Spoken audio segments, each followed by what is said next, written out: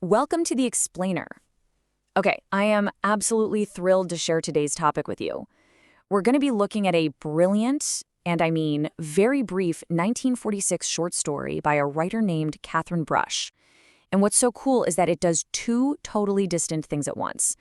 It gives us a literal masterclass in human psychology, and at the same time, it provides an incredibly powerful English vocabulary lesson. It's just this amazing piece of writing that somehow still feels totally fresh today. But hey, before we actually get to the text itself, let me ask you a quick question just to set the scene. Have you ever people-watched in a public place? You know what I mean, right? Picture it. You're sitting in a restaurant, quietly eating your food, and you sort of discreetly look over at the strangers sitting at the next table. You start observing their body language, and you just can't help but try to imagine what their lives are really like behind closed doors. Because, well, people watching is exactly that, observing strangers in public places, watching how they behave and interact. And sometimes, let's be honest, it even bleeds a little bit into eavesdropping, which is secretly listening to other people's conversations. We've all done it. It gives you that tiny, sometimes kind of awkward glimpse into someone else's world. Okay, let's dive into this and look at the intimate and honestly quite uncomfortable scene that we're about to observe together. Part 1, The Birthday Party Story, a 300-word masterpiece. First, we're going to follow the events to really feel the emotional impact before we start breaking down the language. So here's our opening line. They were a couple in their late 30s, and they looked unmistakably married. Just picture the scene for a second. The narrator is sitting in this little, narrow restaurant. The tables are packed close together, creating this tight, almost claustrophobic space that makes every little movement feel magnified. And our narrator is just sitting there, observing the subtle body language of this couple sitting right opposite them on a long bench. Now, let's look at the timeline of how things unfold during their meal. Step 1 is the setup. It's just a quiet dinner, nothing particularly noticeable about the couple at all. Then, step 2, the surprise. Right at the end of the meal, this small, glossy birthday cake arrives with a single pink candle burning right in the center. The head waiter brings it over, the restaurant's little orchestra strikes up happy birthday, and the wife is just beaming with this shy pride. But then comes step 3, the cruel whisper.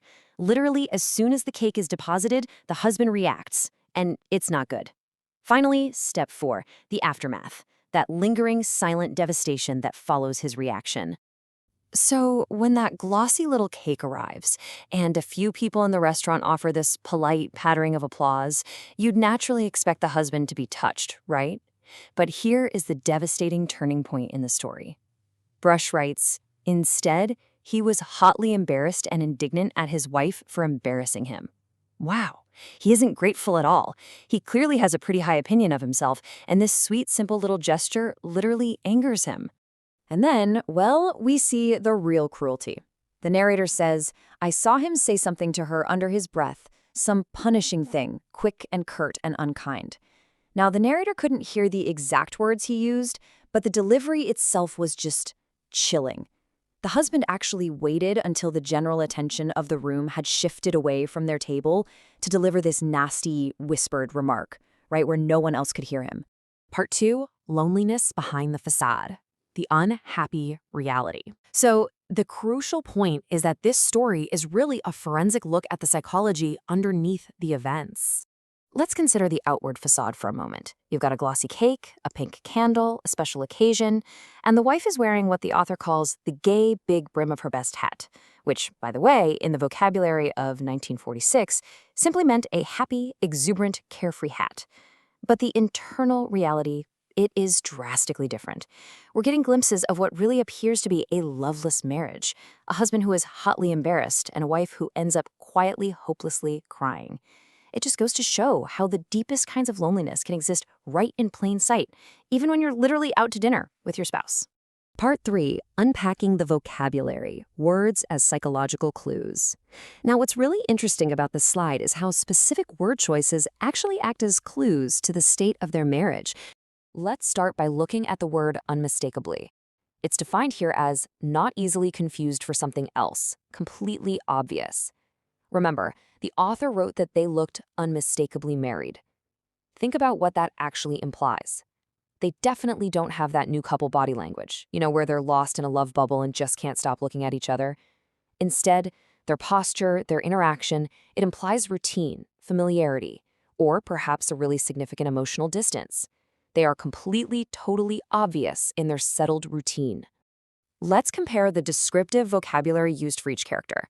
The husband is described as having a round, self-satisfied face, and he becomes indignant. His emotional state is totally smug, hotly embarrassed, and punishing. Now flip that and look at the wife. She's described as fadingly pretty with shy pride. And by the end, her emotional state shifts entirely to heartbrokenly and hopelessly crying. The stark contrast here between his arrogant smugness and her fading, vulnerable hope is brilliantly captured in just a handful of very specific adjectives. Then we have the word deposited. This means to put down, often in a slightly formal, cold, or transactional manner. The author writes that the cake was deposited on the table. I want you to treat this like forensic detective work for a second. Why use that specific word? Well, because using deposited instead of, say, placed gently or presented completely strips all the warmth, the love, and the joy from the arrival of the birthday cake. It makes what should be a grand gesture feel suddenly very emotionally detached.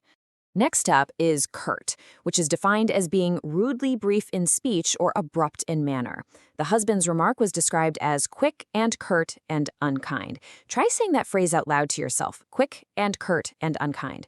You can actually hear how its sharp rhythm perfectly mimics the painful physical sting of the husband's words. It's just this very short, sharp shock of cruelty. And the story ends with this incredibly powerful image, crying quietly and heartbrokenly and hopelessly all to herself under the gay, big brim of her best hat. Notice those cascading adverbs there, quietly, heartbrokenly, hopelessly. This just brilliantly illustrates the emotional contrast of the whole scene. She is completely alone, crying to herself, hiding her total devastation beneath this exuberant, happy, wide-brimmed hat that was supposed to be for a joyful celebration. Part 4, Practice and Pronunciation. Improve your English skills. Let's move to and see how this builds into some highly actionable practice steps. So here are 3 really powerful methods you can use with this text to actually elevate your own English. Number 1, repeat the story's delivery aloud. Really try to match the pauses and the emphasis to get a true feel for the rhythm of English in a dramatic narrative. Number 2, retell the story spontaneously in your own words without looking at the text. Test yourself and see if you can recall the exact sequence of events. And number 3, recall and describe a personal observation. Take a moment of people watching from your own life and try to describe the subtle behaviors you saw. You'll be practicing your descriptive vocabulary just like Katherine Brush did. Which brings us to the end of our explainer today, and I want to leave you with one lingering question. What do you think he whispered? We obviously don't know the exact words he used, but we definitely know the devastating effect they had on his wife. It really makes you reflect on the story's ambiguity, doesn't it? And on the powerful, sometimes heartbreaking secrets that are hidden in everyday people watching. I guarantee, next time you're in a restaurant, you might just look at the tables around you a little bit differently.